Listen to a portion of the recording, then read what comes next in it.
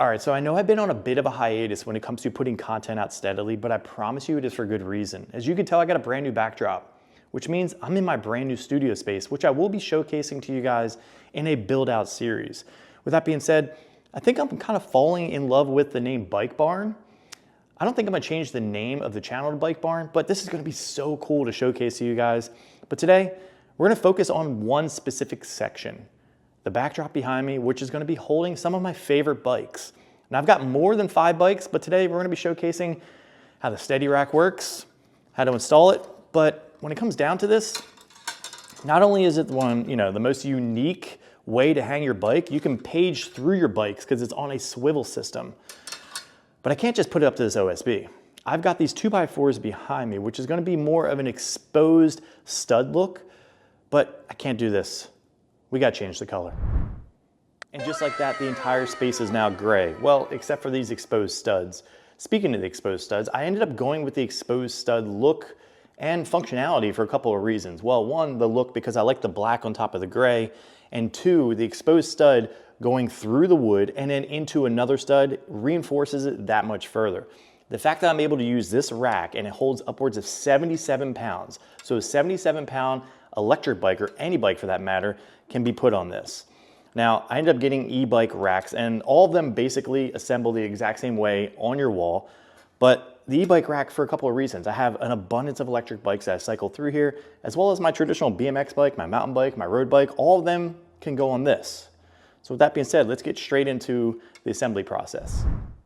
Now, when you open up the box, make sure you have everything that's included. 1 Steady Rack, 2 end caps, 1 rear tire rest, 4 hexagon bolts for the rack, 4 masonry wall plugs for the rack, 2 screws for the rear tire rest, 2 masonry wall plugs for the rear tire rest, and 2 spare rubber tips. Things you'll need for the installation are a tape measure, a hammer, a power drill, an 8mm and 10mm bit, a 10mm socket, an adjustable wrench, a level, as well as a pencil.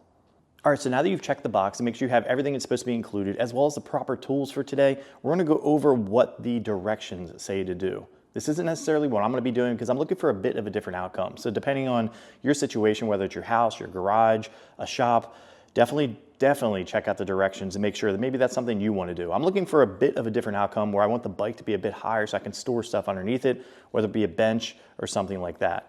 With that being said, let's briefly go over the directions because maybe it applies to you. Now the directions start out by saying, place the rack on the floor. Make sure the bike fits the rack before drilling.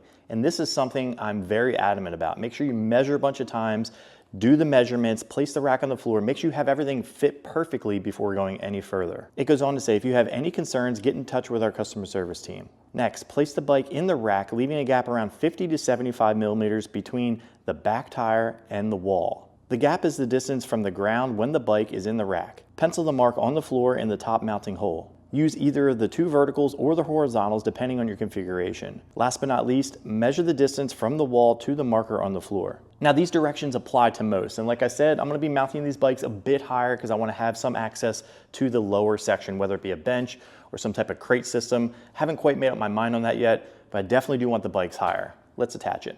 All right, so I've marked my holes right here, these little black dots, and I've got them down here, black dots.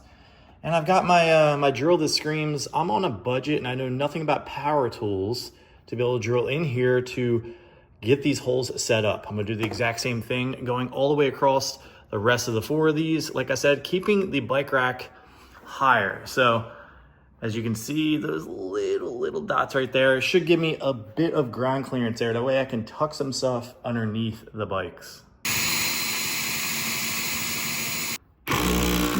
Now this is where your trusty little adjustable wrench comes in, or socket, depending on what you want to put in here. This will allow you to be able to crank it down after you've impacted them in. Then we pop on these bad boys. One goes on the top, one goes on the bottom. Gives it that like seamless look. Not too sure if I can do this with one hand, but they also have these in different colors on their website. All right, so this is what my 27.5 mountain bike looks like on here. You can lean it all the way one way, swing it this way, lean it that way. And we have 4 more to go, but I wanted to do it this height, like I said, be able to fit something underneath here. Not too sure what it'll be, but store some type of things underneath there, or just have it a little bit higher up off the ground. I don't mind having to lift it up a little bit. Also makes it even from top to bottom how much space is left over.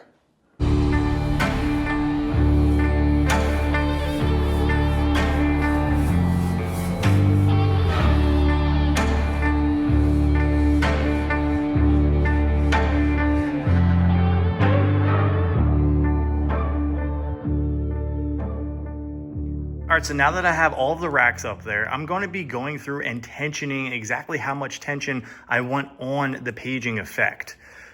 Like this one I've already kind of loosened. This one I believe is a bit more tighter. And this one's a bit more tighter. And you can do this action through this bolt here, right here.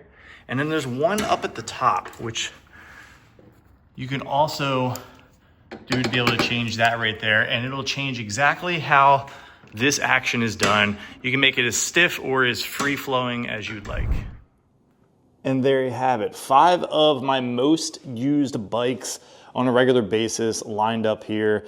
This is the Chimera Shadow, the Chimera Titanium, my traditional BMX bike, a Ride One Up full carbon electric road bike, which I haven't done a video on yet, which I'm gonna do. Comment below if you wanna see that. This is my personal Nolly Bikes full carbon setup. This thing is a beast. I've added a bunch of new features to it, a bunch of new parts to it since my last video on it. So maybe if you guys wanna see that, let me know. There are other ways that you can basically make this even tighter of a setup. Every other bike, you can flip the handlebars around and it'll get even tighter than what it is.